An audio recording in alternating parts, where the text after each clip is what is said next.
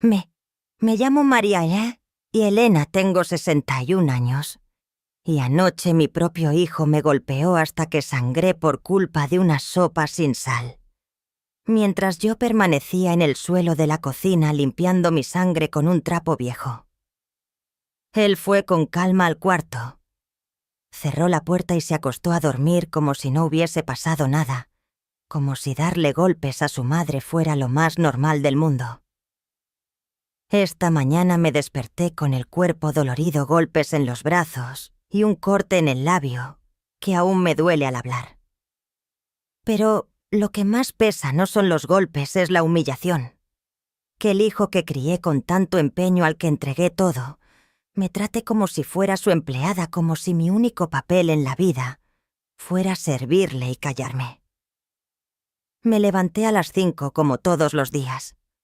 Mateo ya estaba despierto, sentado a la mesa de la cocina con un traje gris impecable y el teléfono en la mano. No me miró cuando entré. Simplemente dijo sin levantar la cabeza: «El desayuno rápido, tengo una reunión importante». Como si la noche anterior no me hubiera gritado que era inútil, que no servía para nada, que si no fuera su madre ya me habría echado de la casa. Preparé los huevos revueltos como le gustan, con la cantidad exacta de queso, rallado 2 tostadas y café negro sin azúcar. Todo medido al detalle, porque si algo no sale perfecto, aunque sea mínimo, él explota. Y cuando Mateo explota, las consecuencias las pago yo. Mientras tomaba el desayuno escuché el sonido de una llave en la puerta principal. Entró Alejandra, su esposa, una mujer joven y elegante, que siempre me saluda con una sonrisa calculada y me trata como si fuera invisible. Llevaba un vestido verde claro y tacones. Besó a Mateo en la mejilla y se sentó en la mesa como si fuera la dueña de la casa. «Buenos días, doña María Elena», dijo con esa voz dulce que solo usa cuando hay invitados. «¿Cómo amaneció usted?» Quise decirle que había amanecido golpeada por su marido, que tengo moretones en la espalda y que no aguanto más. Pero sonreí y respondí: «Bien, gracias. ¿Alejandra va a desayunar?» Mateo me lanzó una mirada de advertencia.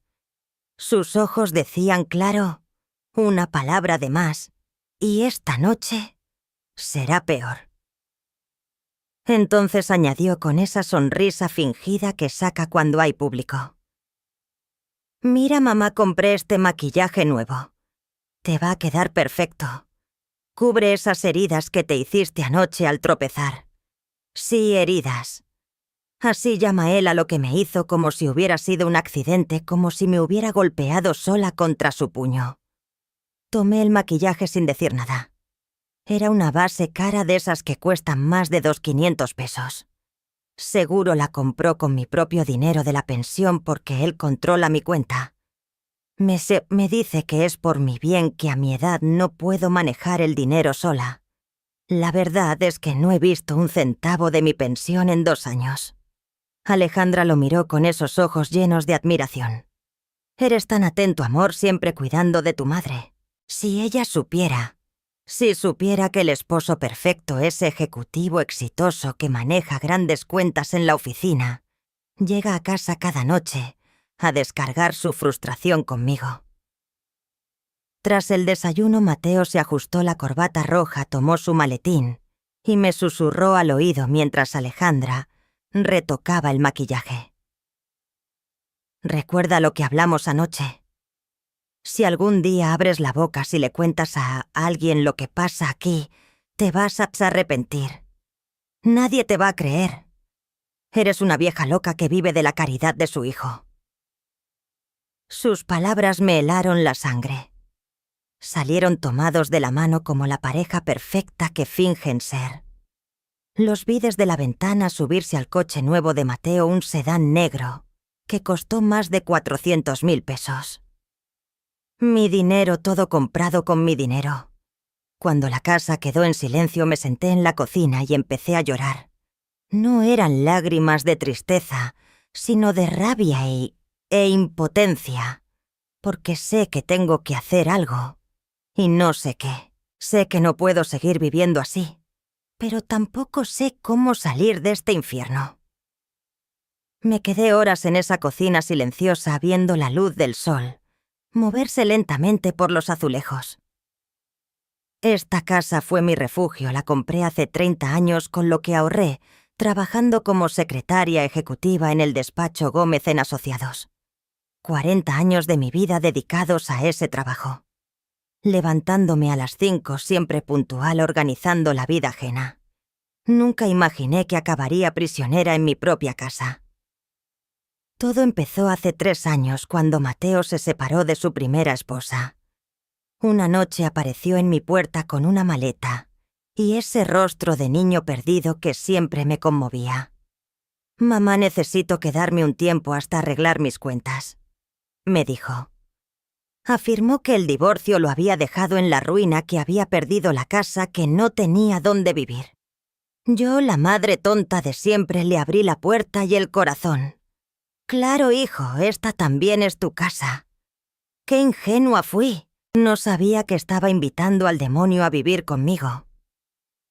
Los primeros meses fueron normales. Mateo madrugaba, trabajaba, volvíamos a cenar.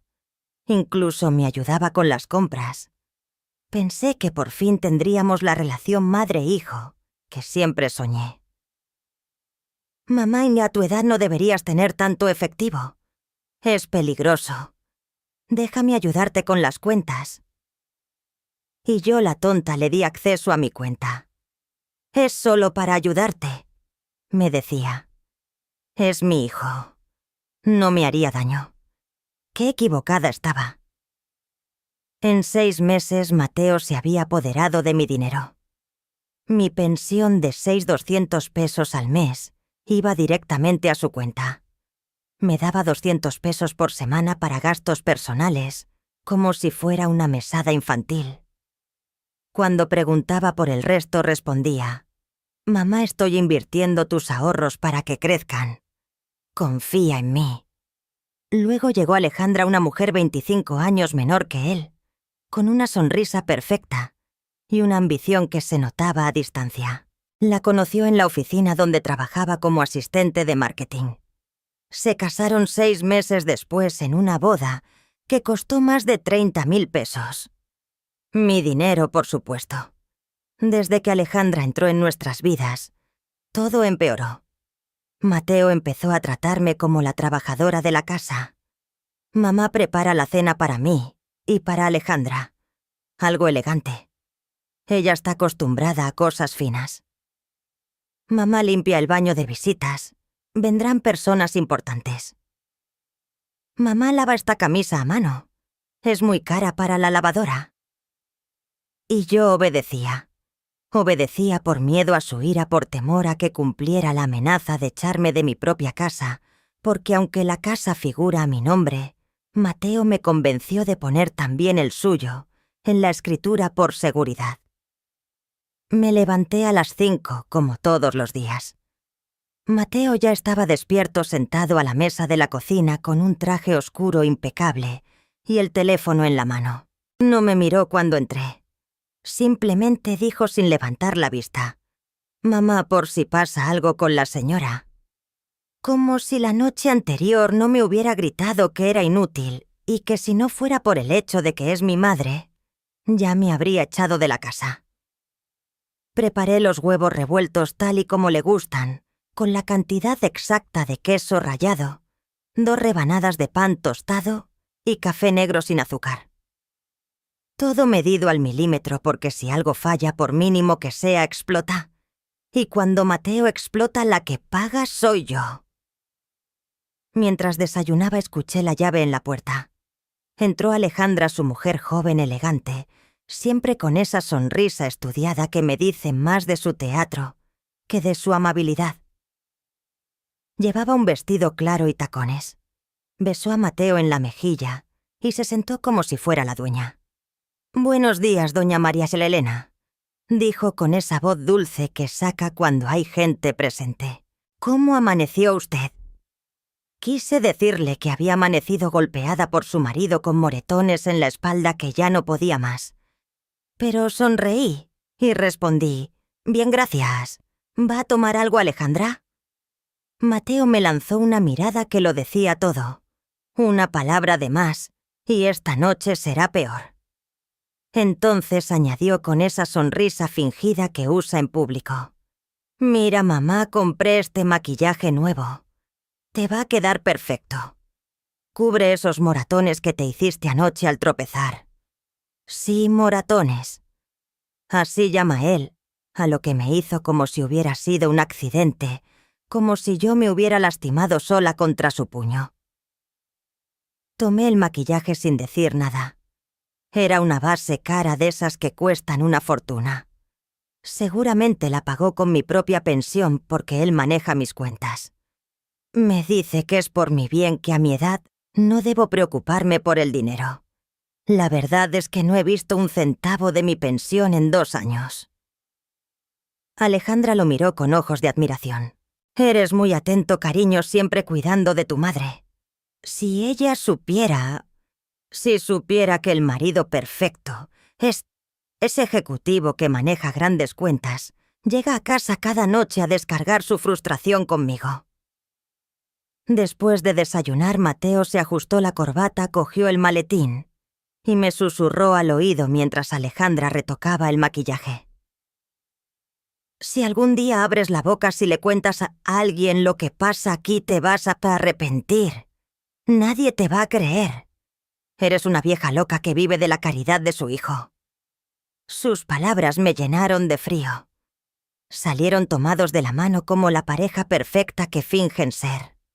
Los vi desde la ventana subirse al coche nuevo de Mateo. Mi dinero, todo comprado con mi dinero. Cuando la casa quedó en silencio, me senté en la cocina y rompí a llorar.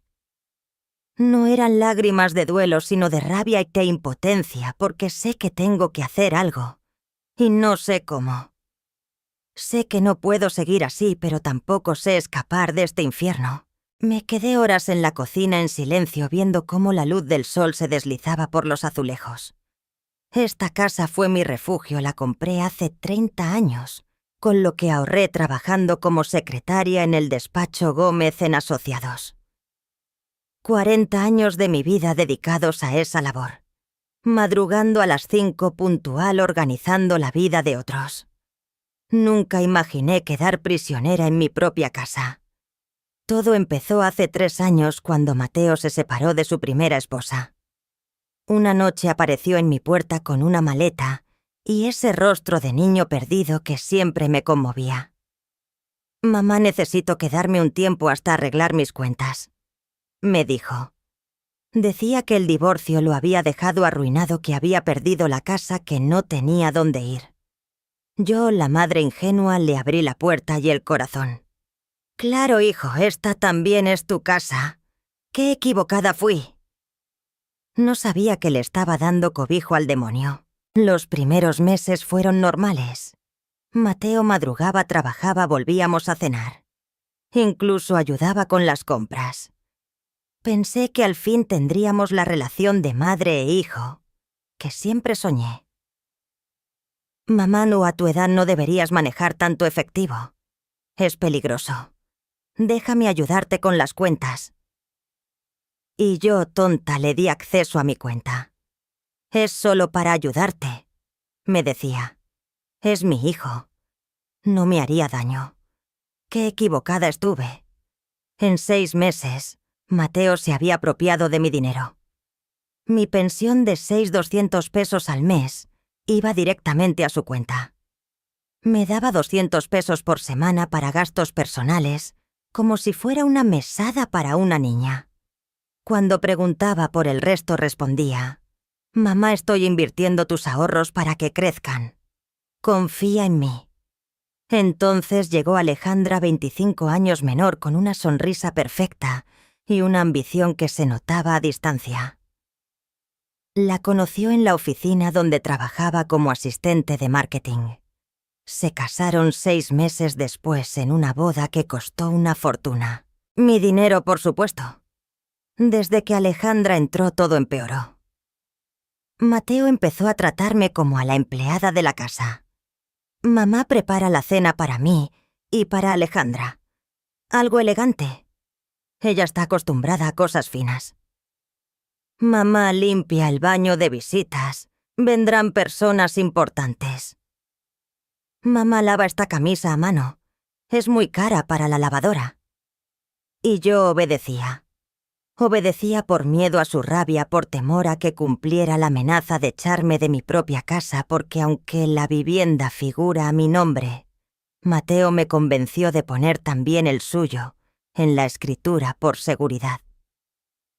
Rotos, humillada y con el corazón hecho trizas, me quedé sola en la cocina mirando las paredes, como si esperasen una explicación que no sabía dar. Abrí el maquillaje que él me había dado, y en el reflejo apenas reconocí a la mujer que fui. Era una base cara de marca extranjera del tipo que usan a diario las mujeres elegantes como Alejandra. La apliqué con cuidado, cubriendo cada moretón, cada rastro de lo que de verdad ocurre en esta casa. Mientras me maquillaba no podía evitar recordar todas las veces que hice lo mismo. ¿Cuántas mañanas me había levantado para ocultar golpes inventando excusas sobre caídas o accidentes? Me tropecé con la mesa. Se me cerró la puerta del armario.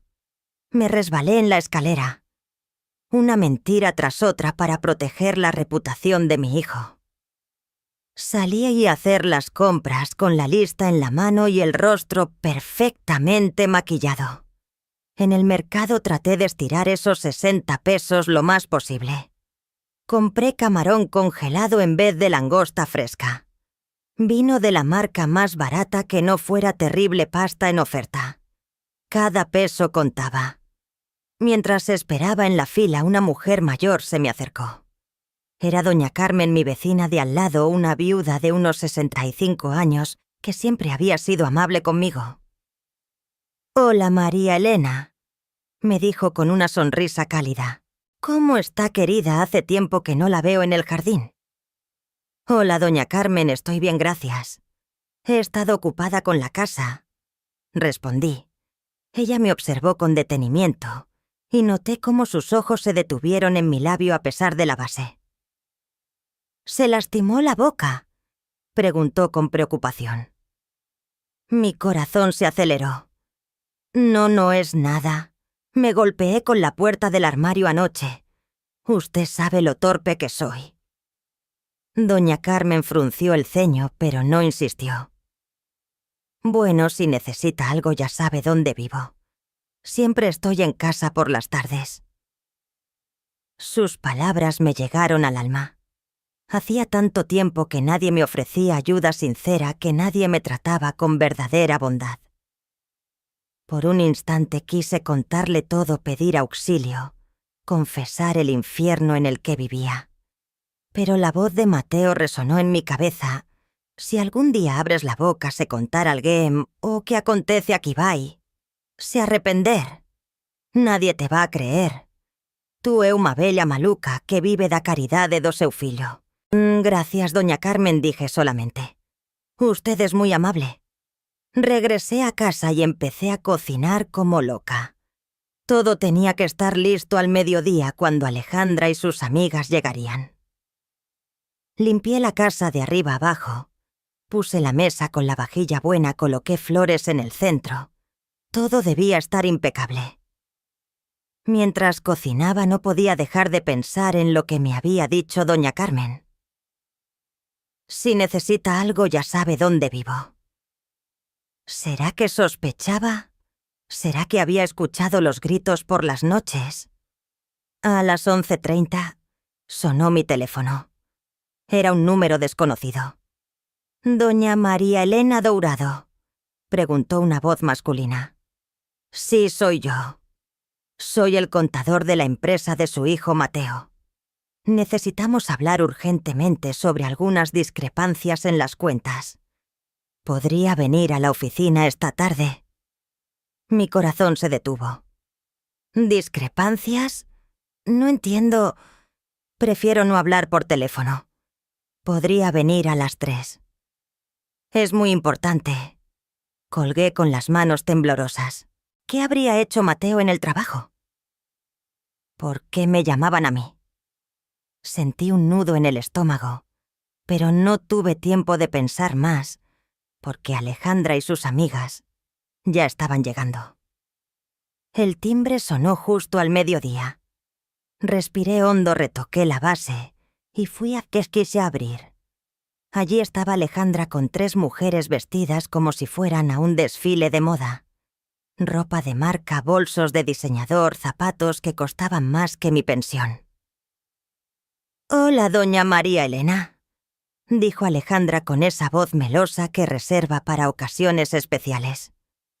«Les presento a mis amigas. Esta es Beatriz de Recursos Humanos. Esta es Bruna del área de Mercadotecnia. Y esta es Elvira del Departamento Jurídico».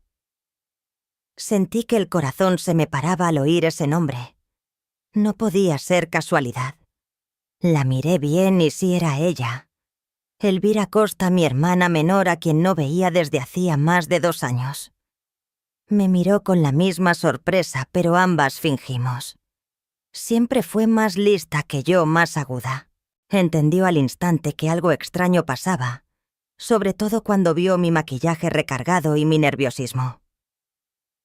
«Mucho gusto, doña María Elena», me dijo formalmente como si no me conociera. «Su nuera nos ha hablado mucho de usted».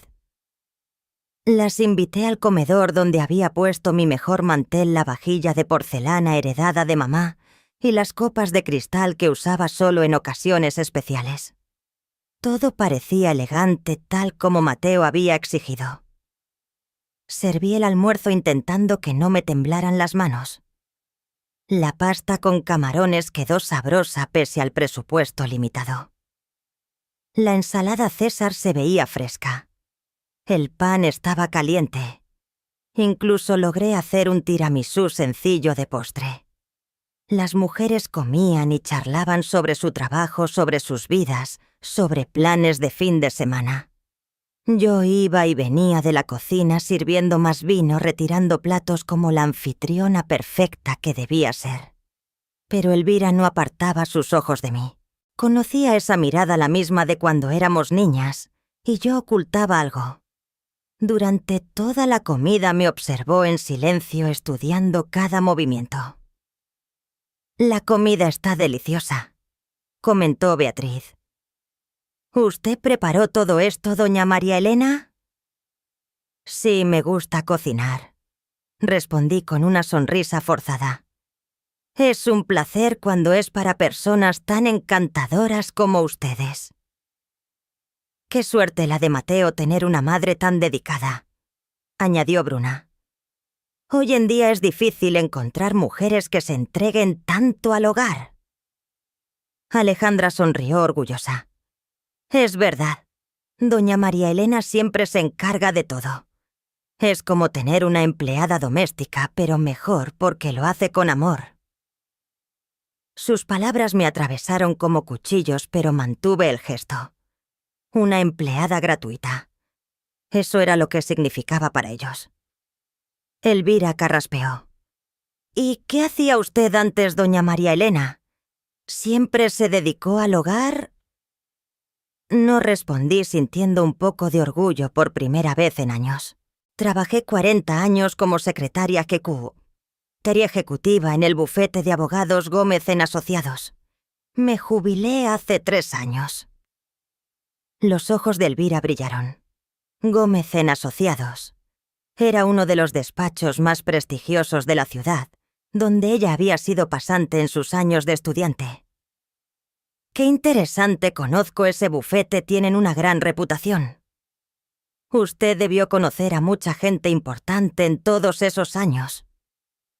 «Sí», respondí con una sonrisa más sincera. «Conocí jueces, fiscales, abogados de renombre. Incluso ayudé en casos grandes. El señor Gómez siempre decía que yo era indispensable». Alejandra se removió incómoda con el rumbo de la conversación.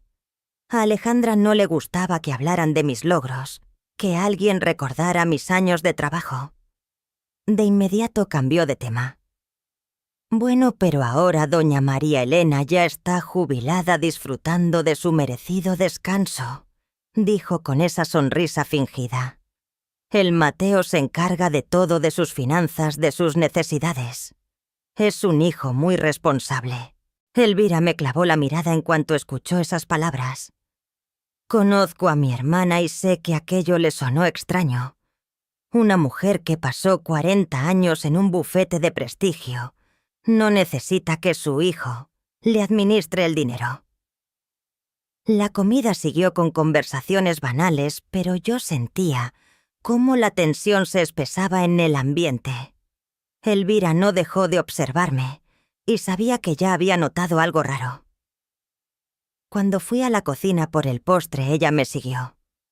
«¿Necesita ayuda, señora?», preguntó, aunque lo que buscaba era hablar conmigo a solas. «No, gracias.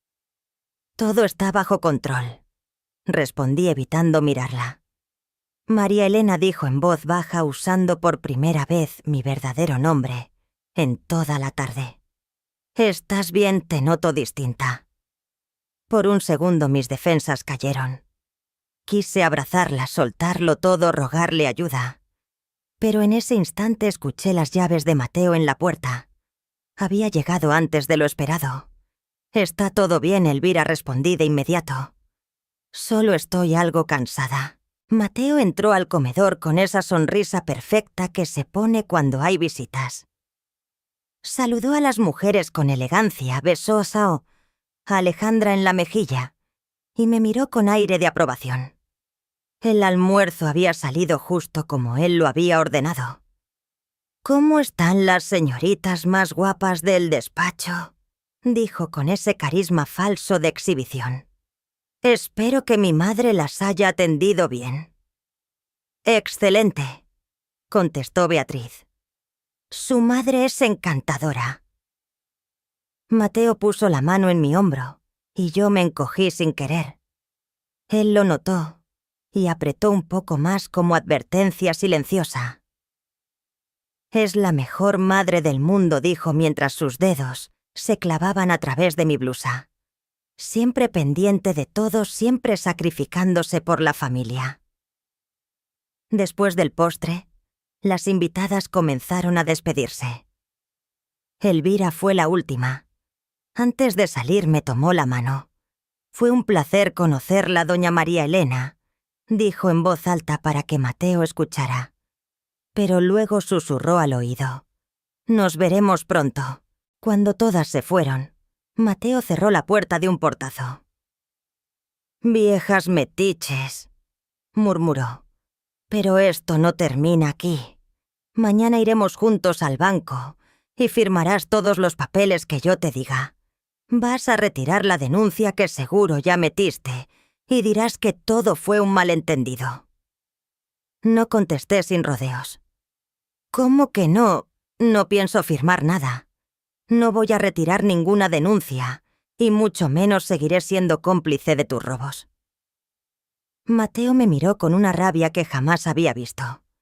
Como si de pronto hubiera tirado todas sus máscaras y me mostrara su verdadero rostro. «Está bien», dijo con una calma más aterradora que sus gritos. «Si así quieres jugar, vamos a jugar.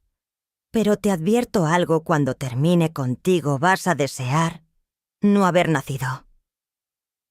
Aquella noche no pegué los ojos. Mateo se encerró en su cuarto, pero lo escuché horas al teléfono. No sabía qué tramaba, pero intuía que debía prepararme para lo peor. A las 3 de la madrugada oí un ruido en el jardín. Miré por la ventana y distinguí una silueta entre los arbustos. Era doña Carmen, que parecía estar colocando algo cerca de mi ventana. Al día siguiente, descubrí lo que había hecho. Había instalado una pequeña cámara de seguridad, apuntando hacia mi casa escondida entre las plantas. Mi vecina sabía que algo terrible pasaba y quería dejar constancia. El día amaneció gris y lluvioso, como si el clima presagiara la tormenta que se avecinaba en mi vida.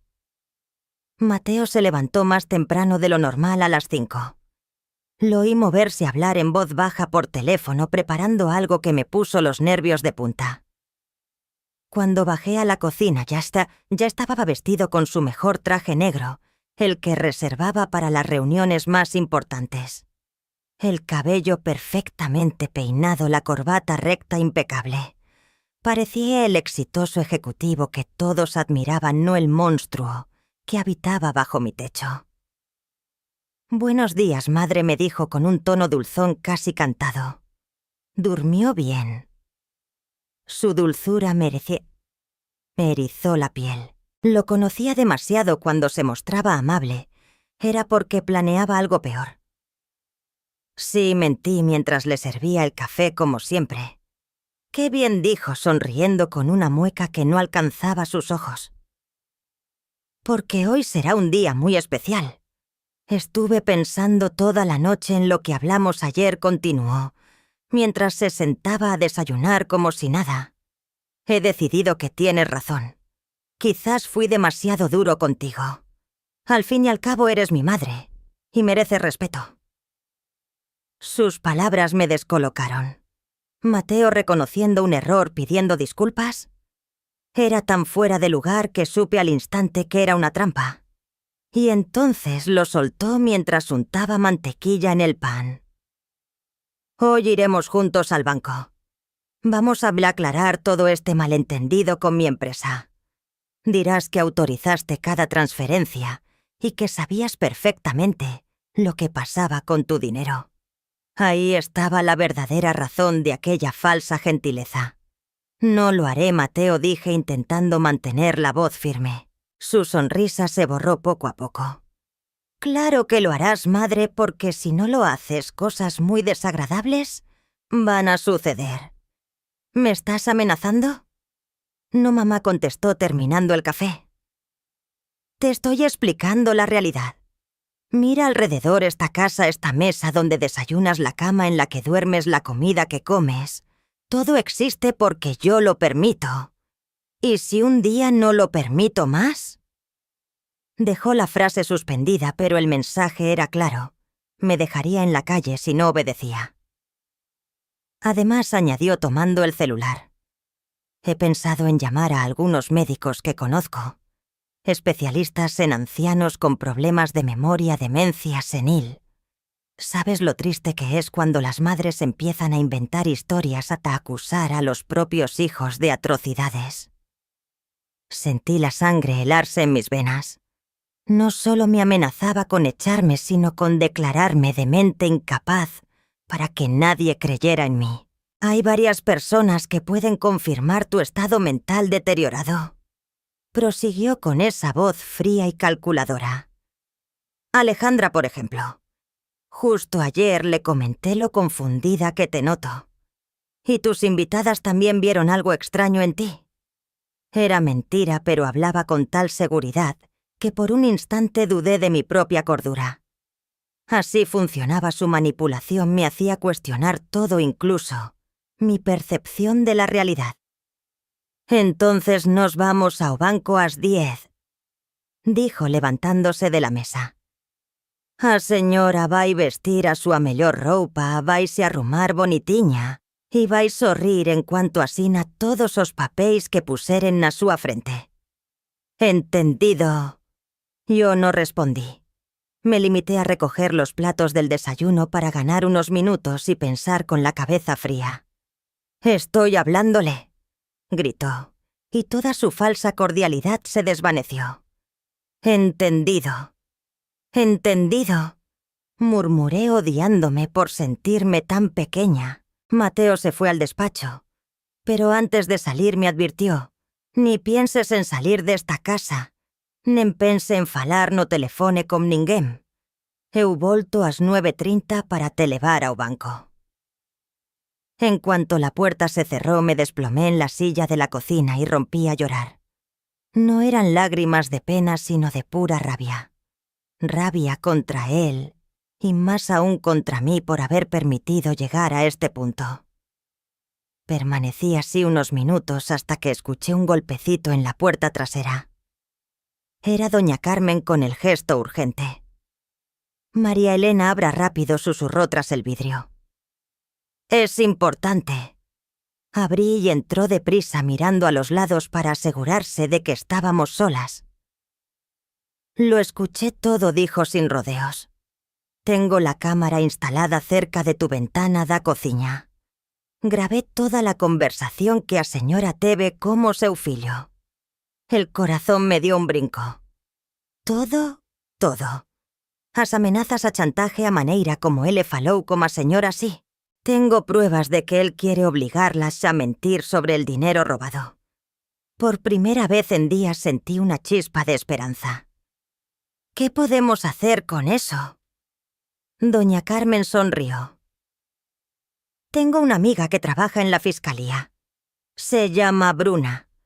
Es especialista en violencia familiar y fraudes, pero necesitamos irnos ahora mismo. No puedo, dije sintiendo el miedo regresar. Mateo me prohibió salir. Si se entera... María Elena me escuche ben, dijo tomándome las manos. Se a señora fora a ese banco hoy e asinar eses papéis, o seu fillo vai ser liberado de todas as acusaciones. Y a señora vai virar cúmplice. Tenía razón si firmaba, además de perder la dignidad, me pondría contra la ley. Pero si no voy, balbuceé. Él cumplirá sus amenazas, me echará, dirá que estoy loca. Él no vai poder facer nada diso, me cortó. Vamos a presentar as evidencias antes. Bruna dice que con las grabaciones pueden detenerlo de inmediato. Miré el reloj, eran las 8:30. Mateo volvería en 1 hora. Está segura de que su amiga puede ayudarme absoluta. Pero debemos irnos ya. Es nuestra única oportunidad. Tomé una decisión que me cambiaría la vida. Fui a mi cuarto, agarré la bolsa con mis documentos y salí en silencio con doña Carmen. Al subir a su coche sentí algo que no sentía desde hacía 3 años valor. Por primera vez tomaba el control de mi propia vida. La fiscalía era un edificio público de pasillos largos y oficinas pequeñas. Bruna, una mujer de unos 40, mirada lúcida y voz firme, inspiraba confianza. «Doña María Elena», dijo tras revisar las grabaciones que trajo doña Carmen, «o que o seu fillo está facendo constitui múltiplos crimes, violencia doméstica, fraude financeira, chantaje, tentativa de obstrucción da justicia. O que iso significa? Significa que nos podemos prender ele hoy mesmo», respondió Bruna. «Mas preciso que apresente unha denuncia formal por todos eses crimes. Está dispuesta, miré el reloj. Eran las 9:15. En 15 minutos Mateo estaría en casa para llevarme al banco. Cuando notara mi ausencia montaría en cólera. «Sí, estoy lista para presentar la denuncia», dije con la voz más firme. Bruna sonrió. «Perfeito. En cuanto a señora preenche os papéis, eu vou coordenar como a policía. Sabe dónde está ahora, debe estar por llegar a casa». Dijo que pasaría a las 9:30. Melor dijo tomando el teléfono. É máis fácil detenerlo en un local coñecido. Mientras llenaba los formularios, Bruna coordinaba con la policía. Doña Carmen no me soltó la mano. Me daba fuerza. «¿Estás segura, María Elena, una vez firmemos? No habrá vuelta atrás». «Nunca estuve más segura», respondí. A las 10:30 sonó el móvil de Bruna, era la policía. Confirmaban que habían detenido a Mateo en mi casa. Lo hallaron gritando y rompiendo cosas, buscándome como loco. «Está detenido», dijo Bruna. «Los cargos son graves. Es probable que no salga bajo fianza». Sentí que me quitaban un peso de 500 kilos de encima. Por primera vez en 3 años, supe que esa noche dormiría sin miedo. Cuando regresamos por la tarde, la casa parecía campo de batalla. Mateo había destrozado casi todo antes de que lo arrestaran: cojines rotos, platos hechos añicos, fotos familiares arrancadas. «Dios mío», susurró doña Carmen ante el desastre. «¿Cómo pudo hacer tanto en tan poco tiempo?» Yo conocía esa furia ciega. La había padecido, aunque casi siempre mi cuerpo era el objetivo. Bruna, que vino para documentar, fotografiaba todo. Servirá como evidencia adicional de su conducta violenta, explicó. Daños a la propiedad en un arrebato. El juez verá quién es. Mientras recogíamos vidrios y los pedazos de mi vida anterior, el teléfono empezó a sonar sin parar. Número desconocido. No conteste, advirtió Bruna. Probablemente él llama desde la comisaría. Deje que vaya al buzón. Efectivamente, al revisar los mensajes era su voz. Sonaba distinta. Ya no era el monstruo de la mañana, sino el niño suplicante de siempre. Mamá, por favor, venha me tirar daqui. Foi tudo mal entendido. Eu nunca quis te machucar. Tu sabe que eu te amo. Dejó 5 mensajes cada uno más desesperado. En el último lloraba. Es parte de su estrategia de manipulación, me explicó Bruna. Primero la violencia, y las amenazas, ahora el papel de víctima y la culpa. Es un patrón típico en abusadores. Aunque entendía racionalmente lo que pasaba escuchar a mi hijo llorar, me partía el alma. Durante 35 años había sido mi niño mi razón de vivir. Me costaba separar al monstruo en que se había convertido del pequeño que alguna vez fue. «¿Está bien?», preguntó doña Carmen al ver mi rostro sombrío. «Es complicado», admití. «Sé que hice lo correcto, pero sigue siendo mi hijo». Esa noche, doña Carmen insistió en que me quedara en su casa. «Su casa ya no es segura», me advirtió. «Mateo tiene amigos contactos, quizá Alejandra. Alguien podría buscar venganza». Tenía razón. En los mensajes de voz, Mateo había mencionado que Alejandra estaba manejando las cosas afuera.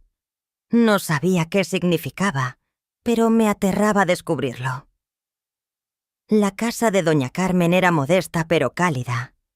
Me mostró un cuarto pequeño con cama individual y un escritorio. Era de mi hija antes de casarse, me explicó. Ahora es suyo el tiempo que necesite. Por primera vez en 3 años me acosté sin miedo. No tuve que preocuparme por los pasos de Mateo en el pasillo, ni por sus gritos nocturnos, ni por despertar con golpes. Fue una sensación extraña, casi incómoda. La paz también asusta cuando no estás acostumbrada a ella. A la mañana siguiente, Bruna me llamó temprano con novedades. La audiencia de fianza de Mateo es hoy a las 2 de la tarde, me informó. El juez decidirá si puede salir de la cárcel mientras espera el juicio.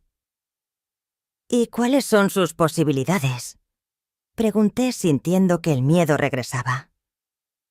Con las pruebas que tenemos, muy pocas. Pero necesito que venga a testificar.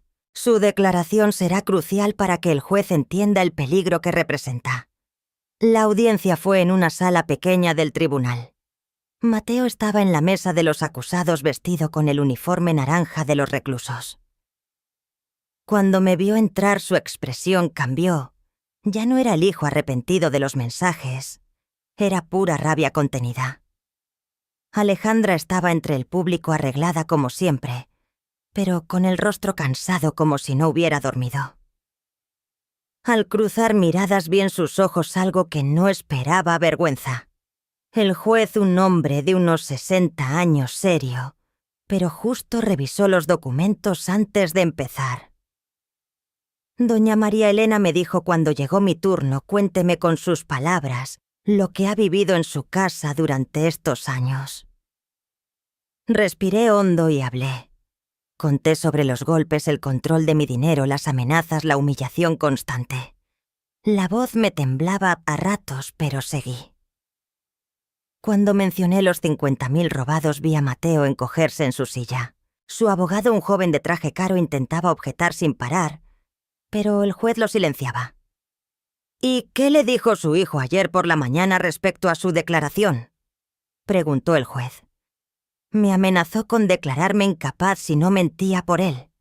Dijo que me pondría en la calle, que me dejaría sin nada. El juez escuchó con auriculares las grabaciones que había hecho doña Carmen.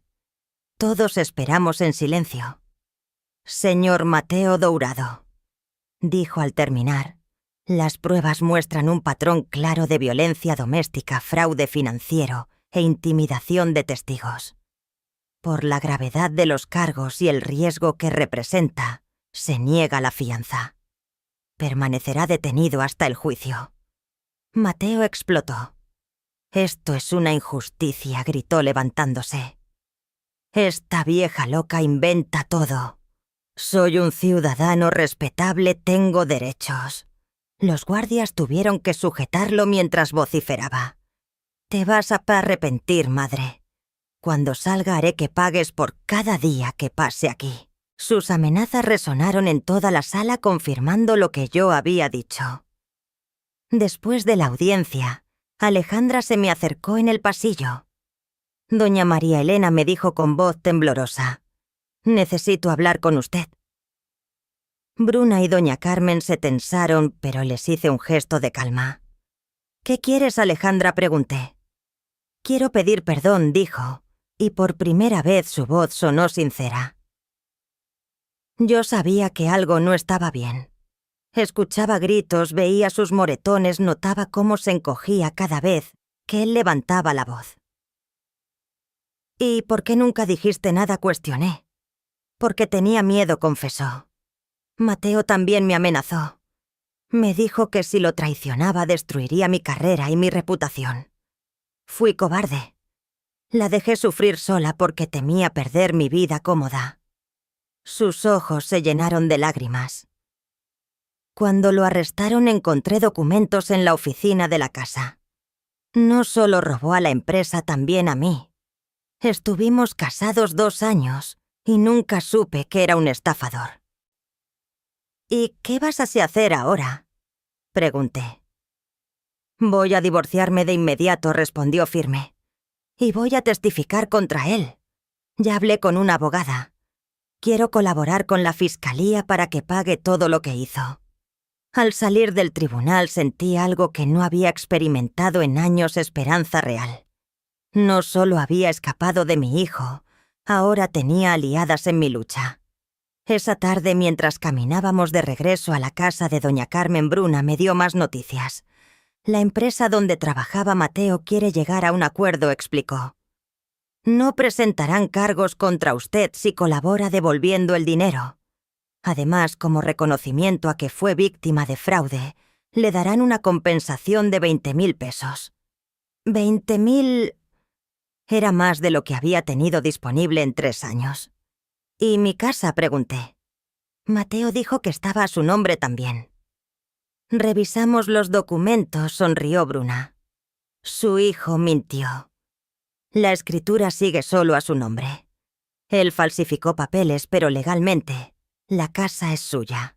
Por primera vez en mucho tiempo, vi un futuro posible sin miedo, con decisiones propias, dueña de mi vida. Pero también sabía que Mateo no se rendiría fácil. Sus amenazas en la audiencia fueron claras. La guerra apenas comenzaba. 3 semanas después de su arresto, mi vida era distinta, pero no como esperaba. Aunque físicamente estaba a salvo en casa de doña Carmen, psicológicamente seguía siendo su prisionera. Había desarrollado una paranoia constante que me mantenía despierta casi todas las noches. «Es parte de la estrategia de manipulación», me explicó Bruna. «Primero la violencia y las amenazas, ahora el papel de víctima y la culpa. Es un patrón típico en abusadores». Aunque lo entendía en mi cabeza, escuchar a mi hijo llorar me rompía por dentro. Durante 35 años había sido mi niño el centro de mi vida. Me costaba separar al monstruo en el que se había convertido del niño cariñoso que alguna vez fue. «¿Está bien?», me preguntó doña Carmen al notar mi rostro. «Es complicado», admití. «Sé que hice lo correcto, pero sigue siendo mi hijo». Esa noche ella ya insistió en que me quedara en su casa. «Aquí no está segura», me dijo. «Mateo tiene contactos, amigos, quizá Alejandra. Alguien puede buscar venganza». Y tenía razón. En los mensajes de voz, Mateo había mencionado que Alejandra Estaba manejando las cosas afuera. No sabía qué significaba, pero no quería averiguarlo. La casa de doña Carmen era pequeña, pero acogedora. Me mostró un cuarto de huéspedes con cama individual y un escritorio. Era de mi hija antes de casarse, me explicó. Ahora es suyo mientras lo necesite. Por primera vez en 3 años dormí sin escuchar pasos en el pasillo, ni gritos a medianoche, ni golpes al amanecer. La paz era tan extraña que hasta daba miedo. A la mañana siguiente Bruna me llamó con noticias. La audiencia de fianza de Mateo es hoy a las 2, me dijo. El juez decidirá si puede salir mientras espera juicio. ¿Y qué posibilidades tiene?, pregunté, sintiendo el pánico regresar. Con lo que tenemos casi ninguna. Pero necesito que declare. Su testimonio es clave. La audiencia fue en una sala pequeña. Mateo estaba sentado en el banquillo vestido con uniforme naranja. Cuando me vio la máscara se cayó, ya no era el hijo arrepentido, era pura rabia. Alejandra estaba entre el público impecable como siempre, pero agotada con los ojos hundidos. Cuando nuestras miradas se cruzaron noté en ella algo inesperado, vergüenza. El juez, un hombre mayor de gesto severo, revisó los documentos y me llamó a declarar. Doña María Elena, cuénteme en sus propias palabras lo que ha vivido estos años. Respiré y hablé los golpes, el control del dinero, las amenazas, la humillación diaria. La voz me temblaba, pero seguí. Cuando mencioné los 50.000 que había robado, Mateo se encogió. Su abogado, un joven con traje de diseñador, intentaba interrumpir, pero el juez lo mandaba callar. «¿Y qué le dijo ayer sobre su declaración?», preguntó el juez. Me amenazó con declararme incapaz si no mentía por él. Dijo que me echaría a la calle, que me dejaría sin nada. El juez escuchó las grabaciones que había hecho doña Carmen. Cuando terminó, habló claro: señor Mateo Dourado. Las pruebas muestran violencia doméstica, fraude e intimidación de testigos. La fianza se niega. Usted seguirá detenido hasta el juicio. Mateo perdió el control. «Esto es una injusticia», gritó. «Esta vieja loca inventa todo. Tengo derechos». Los guardias lo sujetaron mientras bramaba. «Te vas a arrepentir, madre. Cuando salga pagarás cada día que me hagan pasar aquí». Después, en los pasillos, Alejandra se acercó. Doña María Elena me dijo con voz temblorosa: «Necesito hablar con usted». Bruna y doña Carmen se tensaron, pero hice un gesto de calma. «¿Qué quieres, Alejandra?», pregunté. «Quiero pedir perdón», respondió, y esta vez sonó sincera. Sabía que algo no estaba bien. Escuchaba los gritos, veía sus moretones, notaba cómo se encogía cada vez que él alzaba la voz. «¿Y por qué nunca dijiste nada?», pregunté. «Porque tenía miedo. Mateo me amenazó también. Me dijo que si lo traicionaba destruiría mi carrera. Y fui cobarde. La dejé sola».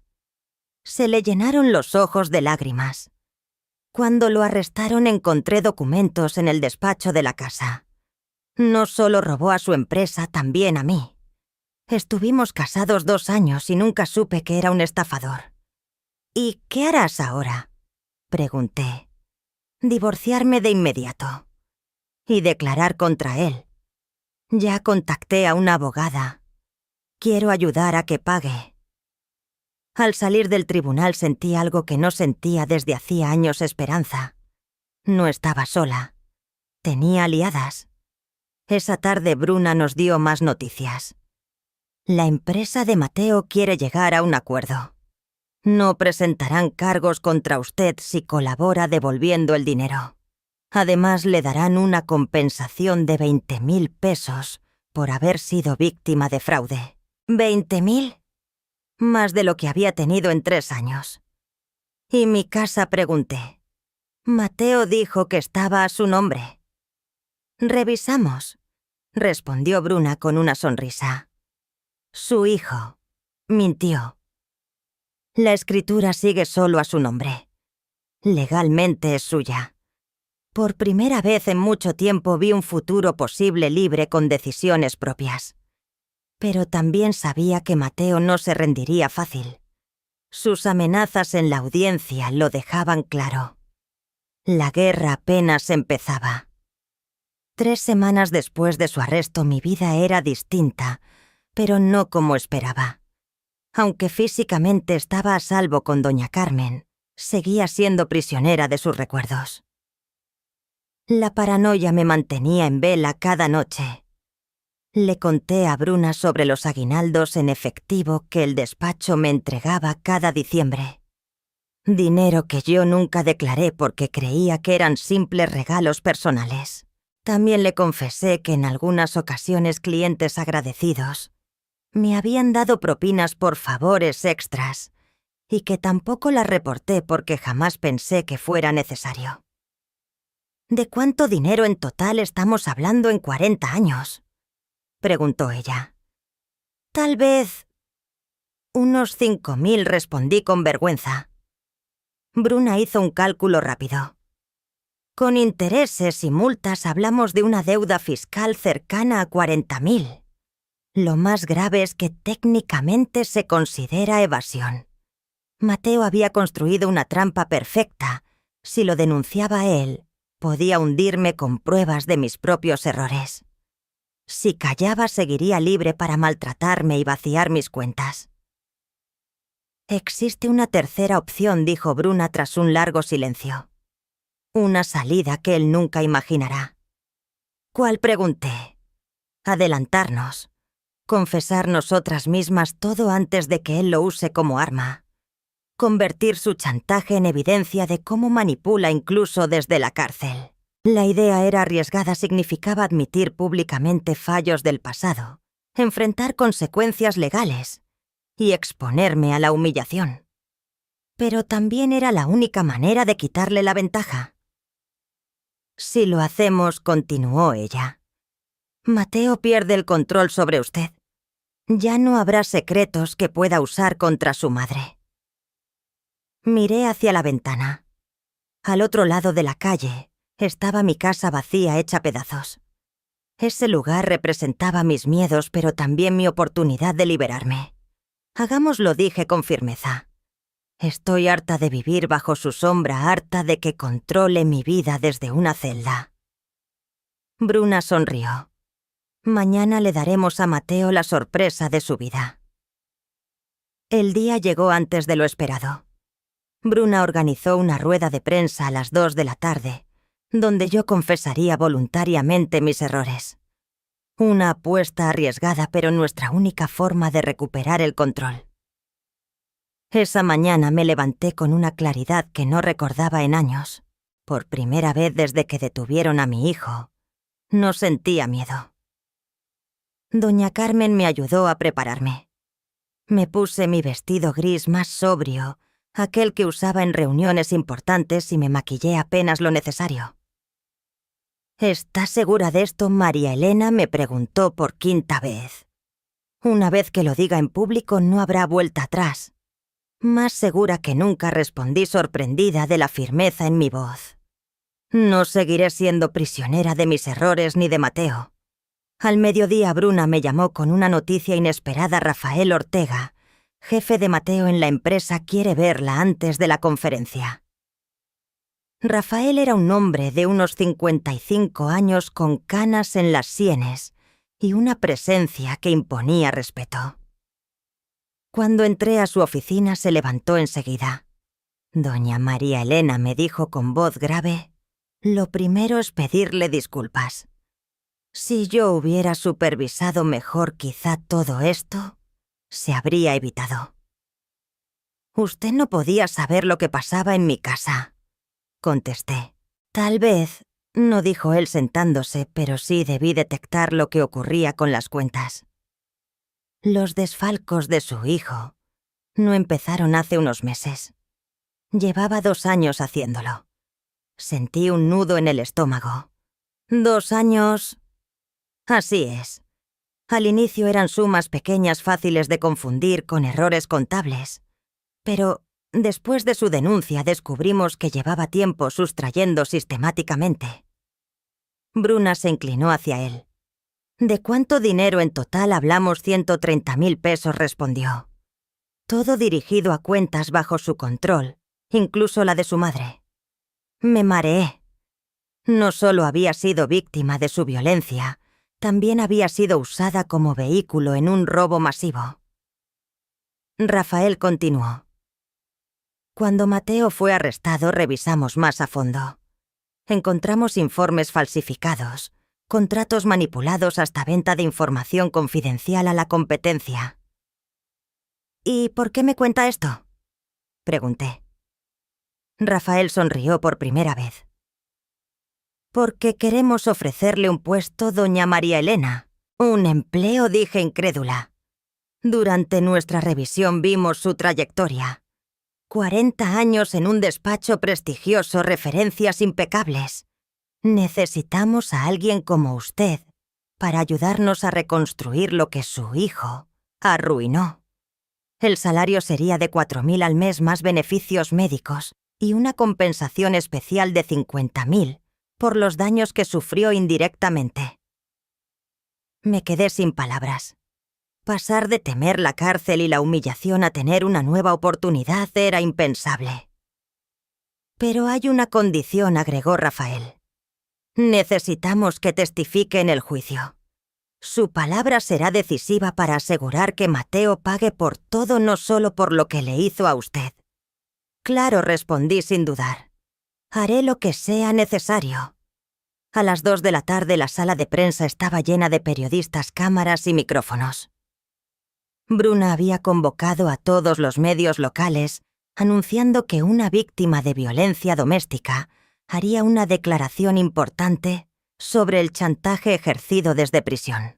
Cuando me senté frente a aquellas cámaras, sentí un miedo distinto al que me había acompañado durante años. No era temor a los golpes de Mateo, ni a sus gritos, ni a sus amenazas. Era el vértigo de la libertad, el peso de asumir por fin el control de mi propia vida. Mi nombre es María Elena Dourado, dije, mirando directo a los lentes. Tengo 61 años y durante los últimos 3 años fui víctima de violencia doméstica a manos de mi hijo, Mateo Dourado. Relaté toda mi historia, los golpes, el control de mis finanzas, las amenazas constantes, el robo sistemático de mi dinero. Pero también conté lo que él esperaba que jamás dijera. Durante mis 40 años trabajando como secretaria en el despacho Gómez en Asociados, cometí errores, continué notando cómo mi voz ganaba firmeza. Errores que entonces no entendía como ilegales, pero que hoy reconozco. Expliqué el caso Santos, los documentos alterados, el dinero no declarado. Lo confesé todo. Mi hijo descubrió esos errores y los ha usado para chantajearme desde la cárcel. Me amenazó con exponerme si no retiraba las denuncias en su contra. Hoy estoy aquí para quitarle esa arma. Prefiero enfrentar las consecuencias de mis errores que seguir siendo víctima de su manipulación. La sala quedó en silencio. Los periodistas tomaban notas con frenesí. Las cámaras captaban cada palabra. Quiero enviar un mensaje a todas las mujeres que sufren abusos de sus hijos, esposos o parejas, proseguí. La manipulación emocional, el control del dinero, las amenazas de exponerlas. Todo eso también es violencia. No permitan que el miedo al qué dirán las mantenga encadenadas. La libertad vale mucho más que la reputación. Después de la conferencia, Bruna me explicó que la fiscalía había decidido no presentar cargos por mis faltas del pasado. Su confesión voluntaria, unida al hecho de que fue víctima de chantaje, la hace más valiosa como testigo que como acusada, me dijo. Esa noche, por primera vez en meses, dormí en mi propia cama. Doña Carmen insistió en quedarse conmigo unos días hasta que me sintiera segura del todo. Acostada allí sentí algo que no había experimentado en 3 años: control absoluto sobre mi vida. Mateo seguía tras las rejas enfrentando múltiples cargos que probablemente lo retendrían allí muchos años. Sus chantajes habían perdido fuerza, ya no tenía secretos que esconder. El teléfono sonó. Era un número de la cárcel. Contesté sin miedo. Mamá, era la voz de Mateo, pero sonaba derrotado. Vi tu conferencia en las noticias. ¿Y qué te pareció?, pregunté con una calma que me sorprendió. Destruiste todo, dijo, no con rabia sino con una tristeza honda. Me quitaste la última posibilidad de salir. No, Mateo, respondí. Fuiste tú quien destruyó esa posibilidad cuando decidiste convertir a tu madre en tu víctima. Hubo un largo silencio. Finalmente preguntó: ¿algún día me vas a perdonar? Algún día, quizá, contesté. Cuando pagues por lo que hiciste, cuando busques ayuda real para cambiar, cuando entiendas el daño que causaste. Tal vez entonces pueda perdonarte. Pero olvidar... nunca. Colgué y apagué el teléfono. Mañana empezaría mi nuevo trabajo, mi nueva vida. Pero esa noche solo quería dormir en paz, sin miedo, sin amenazas, sin chantajes. Por primera vez en 3 años era verdaderamente libre. Había sido un camino doloroso. Tuve que enfrentar mis propios errores, perder para siempre la relación con mi hijo. Pero sabía que había tomado la decisión correcta. Mateo aprendió que las víctimas pueden volverse fuertes, que los secretos dejan de ser armas cuando se sacan a la luz, y que la justicia, aunque tarde, siempre llega. Y yo aprendí que nunca es demasiado tarde para recuperar la vida. No importa cuántos años hayas vivido a la sombra, siempre es posible romper las cadenas. Esta fue mi historia de liberación, una historia que espero inspire a otras mujeres a hacer lo mismo, sin importar quién las haya encadenado.